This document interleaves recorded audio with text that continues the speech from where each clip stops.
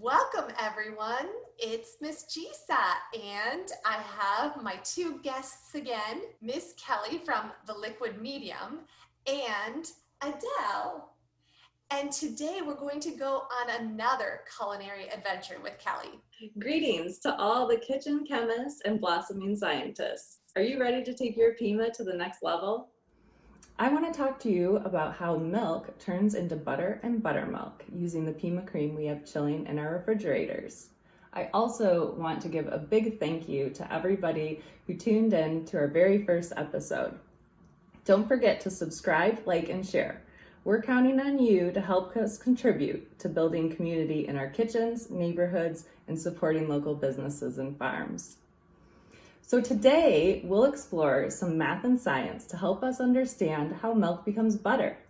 Turning liquid cream to solid butter by churning, shaking, or mixing in a blender is a fun kitchen project that yields delicious results. I love homemade butter for so many reasons, but I especially love the color because it reminds me of the sun. Well, Kelly, I know that the sun helps the grass grow and then the cows eat the grass. But how exactly does that work into getting the cows to make the milk? I'm so glad you asked. Let me explain. So the sun shines on the grass, and the energy from the rays of sunlight gives the grass nutrients. This makes grass extra tasty for cows, and they use the energy from the grass to produce milk. Cows belong to a group of animals called ruminants. Animals that are ruminants have 4 special compartments in their stomachs that help them digest their food and make milk. Cows' stomachs can hold up to 100 liters of chewed grass. Do you know how big 1 liter is? Can you imagine how big a cow's stomach is? It takes 50 to 70 hours for cows to digest grass into milk, and 1 cow can make 25 to 40 liters of milk per day. Wow. What is pasture-raised dairy? So Adele, it's dairy farmers who allow their cattle to graze in a pasture, which has usually a mixture of like grass and clover. And those are really the happiest cows. You know, one of the most memorable activities that I did as a child in elementary school was making butter. And I remember the teacher gave each of us a little baby food jar and had us put a little bit of cream in there, and then we shook it.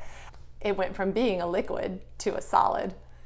Ms. Gisa, I'm so glad that you shared that story. That is one of the techniques that we'll see in our butter making video. And it's a little bit more labor intensive, but it's a lot of fun.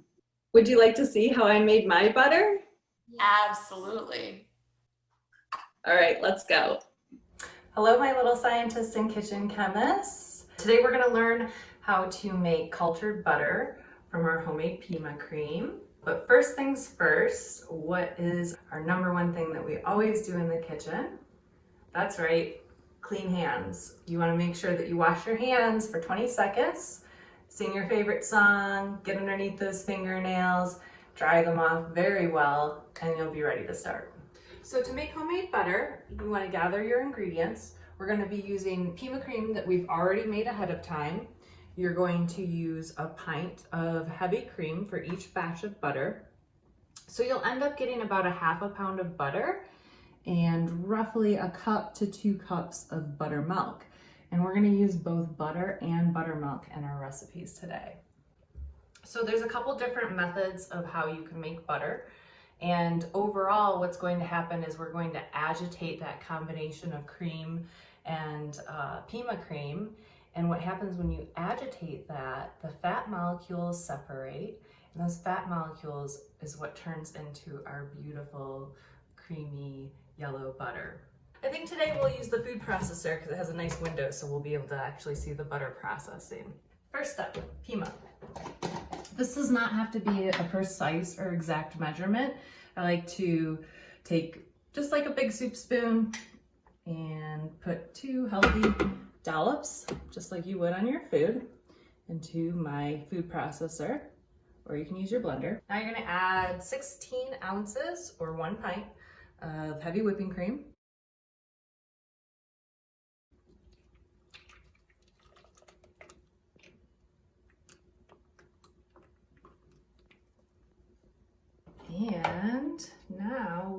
ready to witness our big chemical change.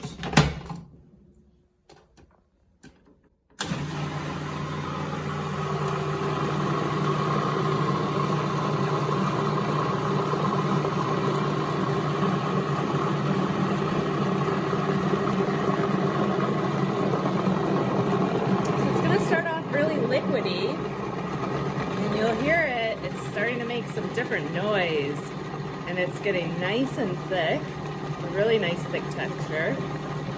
And as it thickens, those molecules are going to start separating right before your eyes.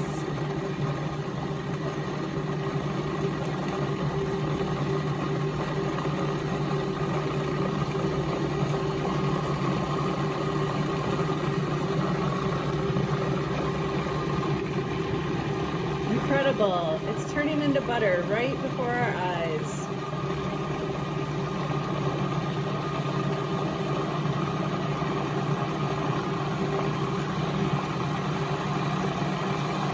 This is really exciting. We're getting close.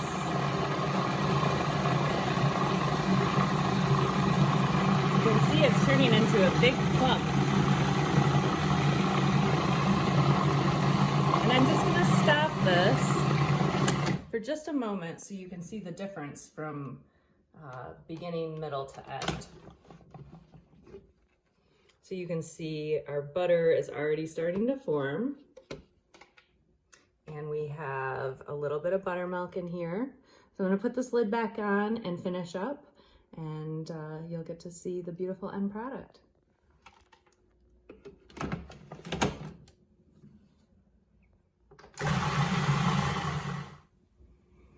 So here it is, our big debut. We have our butter separate from our buttermilk. And so now what I'm going to do is I have this mesh strainer over a bowl. I'm going to pour the butter into the bowl so we can get the buttermilk separate from the actual butter.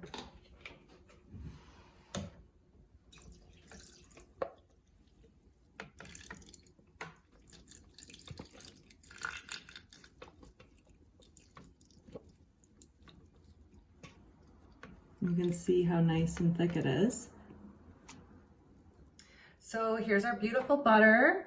We have it nice and strained, separated from the buttermilk. I'm just going to set this aside. And let's see how much buttermilk we got.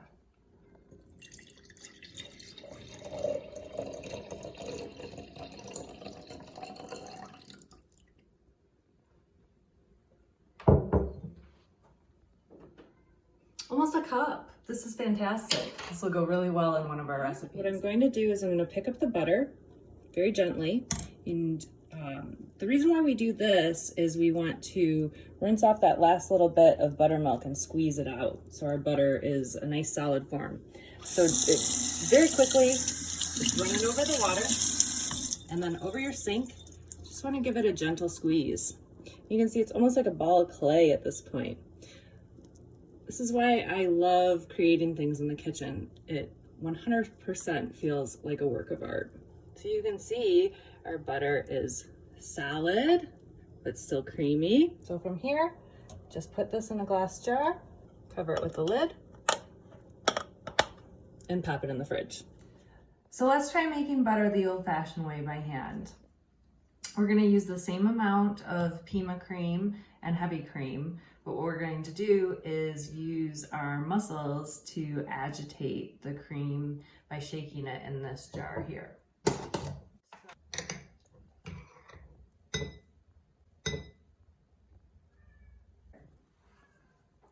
And add your cream. Add a lid and shake. So it starts off very liquidy. You can shake hard, you can shake gentle.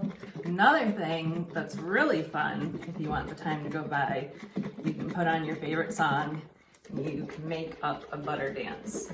So you could shake, shake, shake, shake, shake, shake, churn your butter, churn your butter. Or you can ask a friend for help. I'm gonna see if my cameraman wants to shake for a few minutes. Thanks, Billy.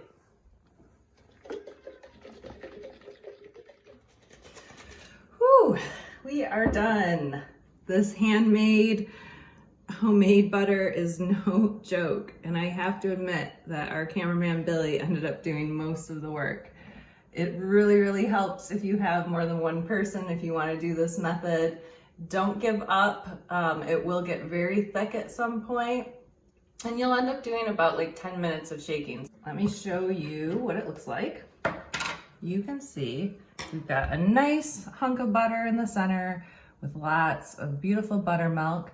I'm going to do the same thing that we did with the food processor and strain out the buttermilk, wash the butter, shape it, and pop it in the fridge. So, little scientists, what do you like to use butter on? Adele, what do you like to use butter on? Toast. Toast. How about you, Kelly? I mean, obviously I love it on toast. I sometimes love to put some in my oatmeal, and just about anything that you can spread it on is really great. I really like it on roasted corn, like hot roasted corn, and just having the butter melted on there. Making butter is an ancient tradition that's practiced all over the world. Many cultures include butter as part of a ceremony or spiritual practice. Adele, can you grab the map so we can find out where some of the best butter comes from in the world? Sure.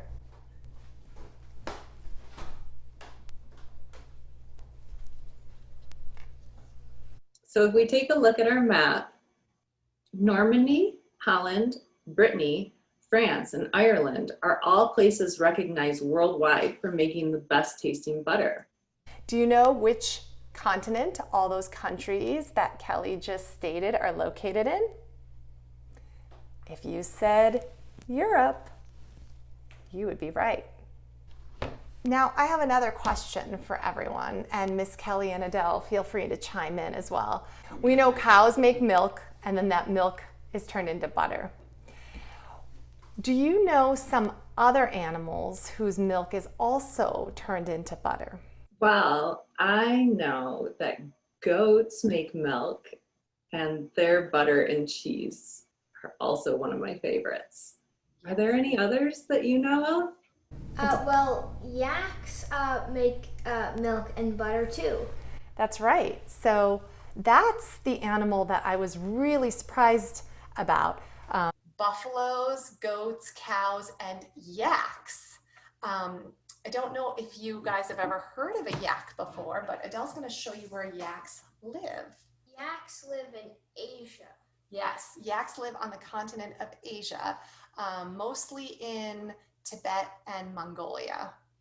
Amazing. So France is one of the best places to get butter. How do you say butter in France? So the French pronounce butter le beurre. Do you know how to say it in Italian? That's very similar to the Italian way of saying butter. Il burro. Well, Kelly, can we taste some of this amazing butter that you made? Yes, we've saved the very best for last. Let me grab my butter and we'll get started. Miss Gisa, I absolutely love watching your read-along videos. And the other day, I caught the episode about the youngest little marcher. And it was such a great story. And I had so many favorite parts, but I really loved when the family gathered around the table and they were talking about their meal, and they described baptizing their biscuits with butter. Yes, I love that part. It just made my mouth water, and it made me smile because I had already planned on making date scones, which is a type of biscuit. So I would love to have you sample. I'm going to put some butter on. And Are you going to baptize them with butter? I am going to baptize them with butter. Because who doesn't love lots of creamy butter? Yum, Kelly. Who's first? Me.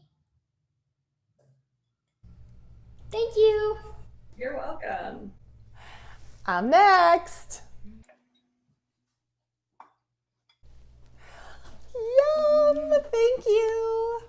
Kelly, this is always such a treat. Thank you for bringing these over and just making the trek over to our place and Delicious. spending time doing this.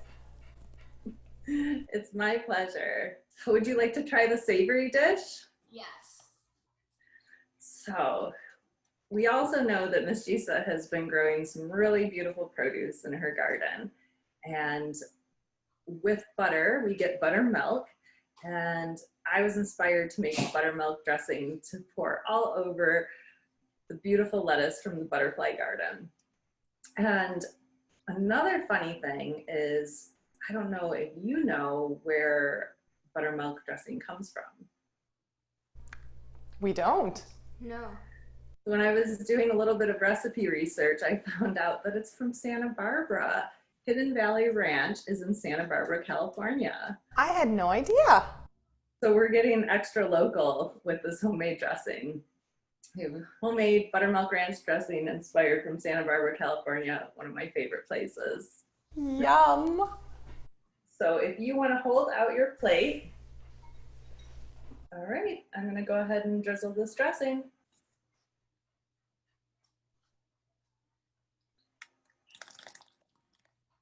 Thanks.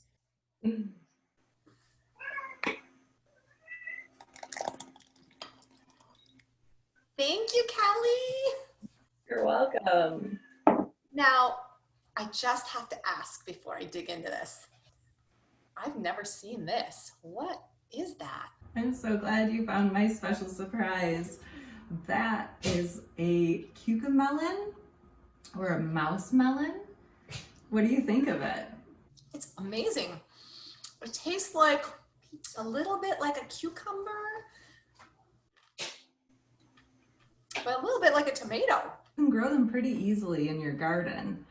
It's a really unique vegetable since they're not very commercially known.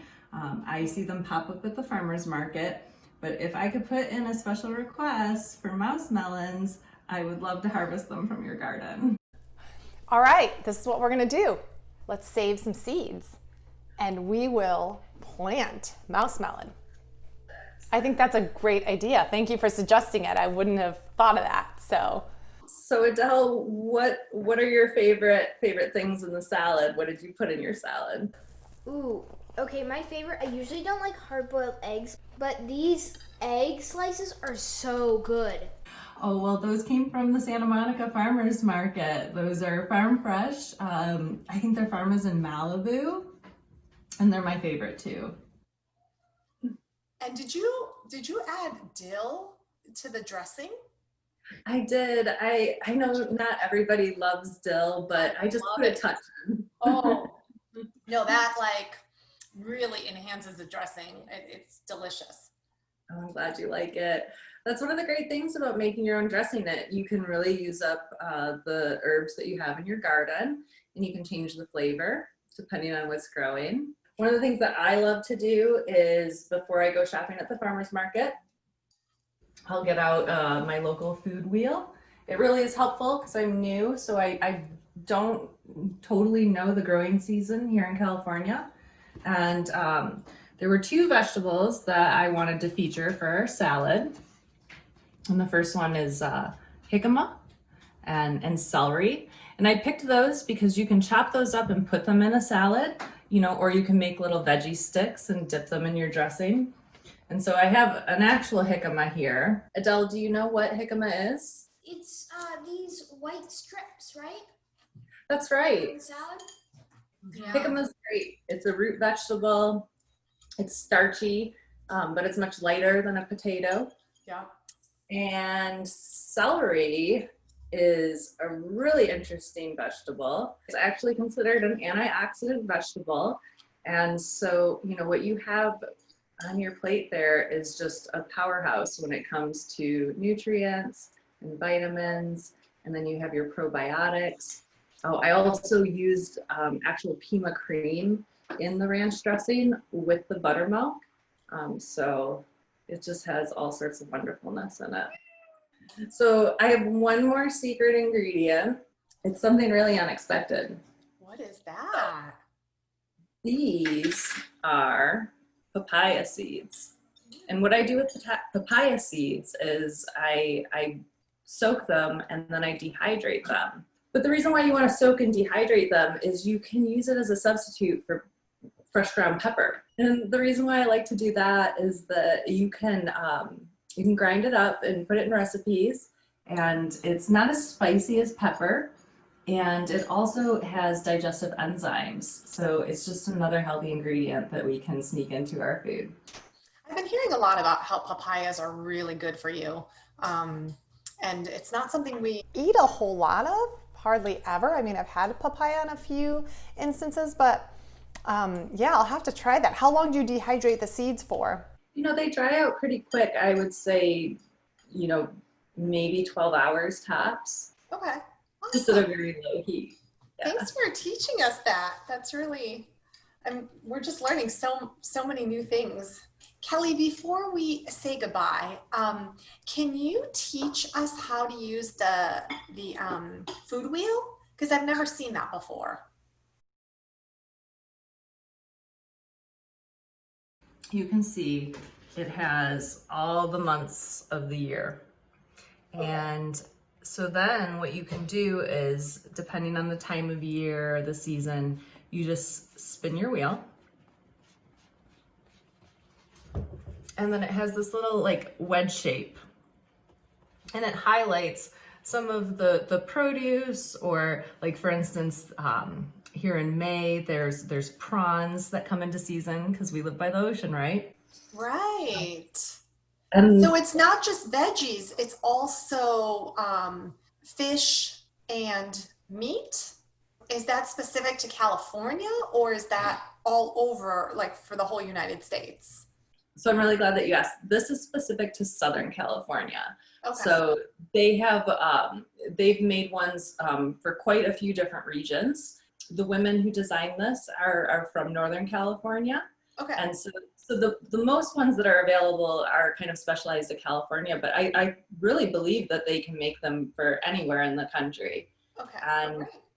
the reason why we want to be eating seasonal local food is it really provides us with the best nourishment.